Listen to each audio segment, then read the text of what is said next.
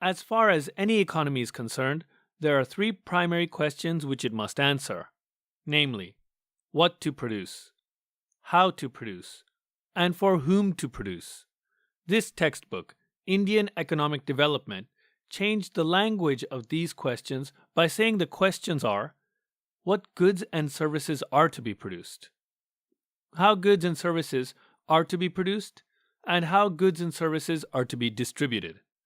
In essence, these questions are asking the exact same thing.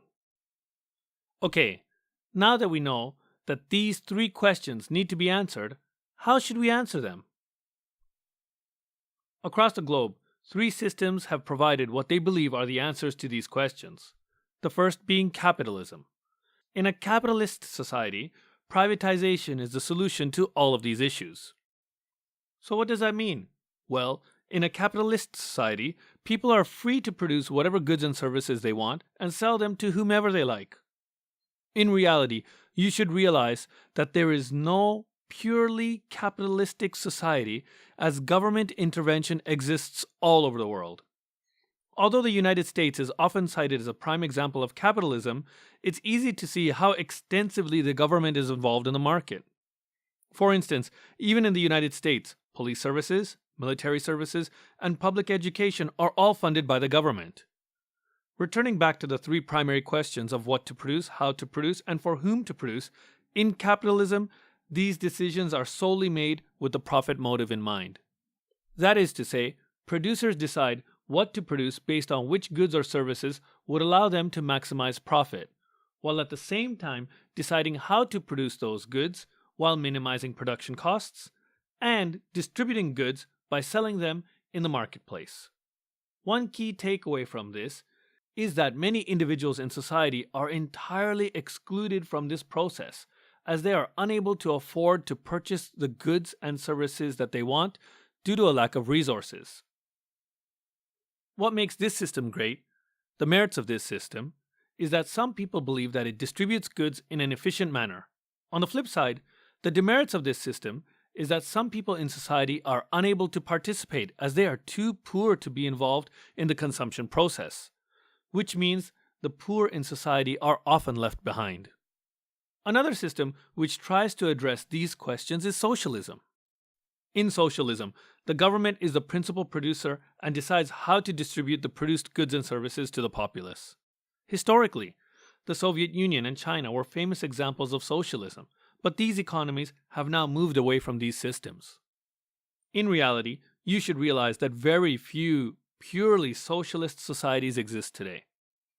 China is often cited as a prime example of socialism, but even China opened up its economy to capitalism while continuing to maintain a purely communist political regime. In socialism, the answers to these questions always place an emphasis on the benefits to society as a whole, as opposed to those received by any single individual. The government is solely responsible for what to produce, how to produce, and for whom to produce.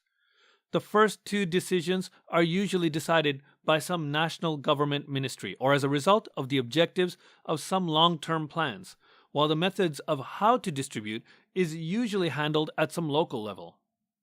The textbook mentions that societies of this nature are focused on social justice. However, it should be noted that these benefits are borne at a cost, namely that consumer sovereignty is completely ignored, and that this system is devoid of both choice and incentives, often leading to an inefficient distribution and allocation of resources. More importantly, most societies that have tried to implement this system have failed miserably.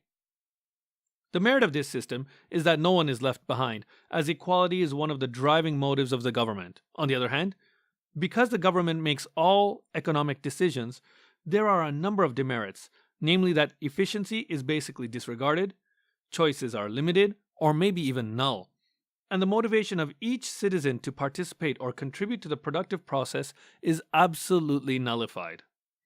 This textbook suggests that as a result of these demerits, socialism has failed in many countries around the world. Finally, we're going to talk about a mixed economy, one in which the answers to the three questions are made jointly by the government and the private sector. The government's role in this type of economy is to ensure social justice, where, and whenever the market forces are ignoring the poor or when private interests are unable to provide needed services to the market because of the limitations of the profit motive. India itself is often cited as a prime example of a mixed economy. Some of the sectors of the economy are run entirely by the government. Some of the sectors are run entirely by the private sector, and the remaining sectors are run by corporations that partner up with the government to provide services to the public. Just to clarify this a little bit, let's take a look at a couple of different examples. For instance, the public education system is operated entirely by the government and is distributed with the purpose of equality in mind. On the other side, the manufacturing of clothing is entirely a private enterprise in India. Instead of giving you the names of joint sector firms, which is what we call firms that are jointly owned and operated by the government and the private sector, I'm going to provide you with a scenario so that you realize why this sector is necessary.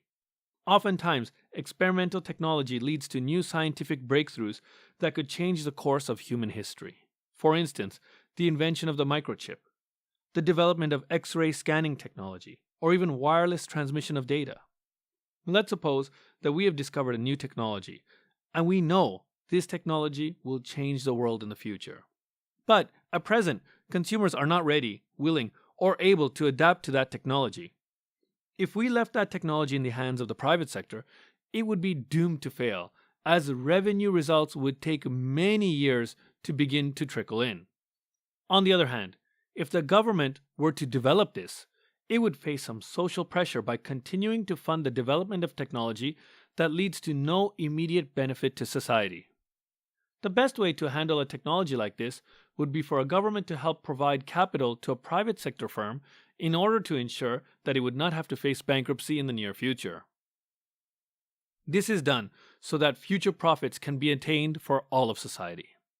The government benefits because all of society will be able to use the new technology in the future, and the firm benefits because they will be able to earn a profit when the market is ready to consume the technology. The firms in this sector of the market are represented by the purple region on the illustration. Although this system promotes efficiency when private endeavors are involved, the demerits are that governmental endeavors are often left unchecked, and certain sectors of the economy are prone to inefficiency. The textbook states that this is one of the reasons for corruption. But, as we all know from living in Japan, a mixed economy doesn't necessarily mean corruption. Moreover, there are a variety of mixed economies around the world that have low or no levels of observable corruption. So, blaming corruption on this single fact may be overly simplistic. Moreover, the three systems which answer these questions are capitalism, socialism, and a mixed economy. Each of these systems have their own merits and demerits, and generally speaking, most global economies today are mixed, while only a few are socialist, and purely capitalist societies don't exist. As a purely capitalist society would mean that the sale and purchase of any and all things would be permitted, including all forms of drugs and illicit products.